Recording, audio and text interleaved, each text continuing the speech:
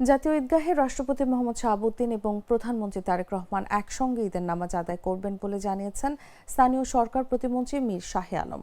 বৃহস্পতিবার জাতীয় ঈদগাহ পরিদর্শন শেষে গণমাধ্যমের সঙ্গে আলাপকালে কথা জানান তিনি। প্রতিমন্ত্রী বলেন, জাতীয় ঈদগাহে রাষ্ট্রপতি ঈদের নামাজ আদায় করবেন। প্রধানমন্ত্রী ও ঈদের নামাজ আদায়ের সম্মতি প্রকাশ করেছেন। একসঙ্গে দুই ভিভিআইপিকে নামাজ পড়তে দেখা যাবে। তিনি আরও জানান, জাতীয় ঈদগাহে নারীসহ 40,000 মুসল্লির নামাজ আদায় করার সুযোগ থাকবে। নারীদের জন্য আলাদা ব্যবস্থা থাকবে।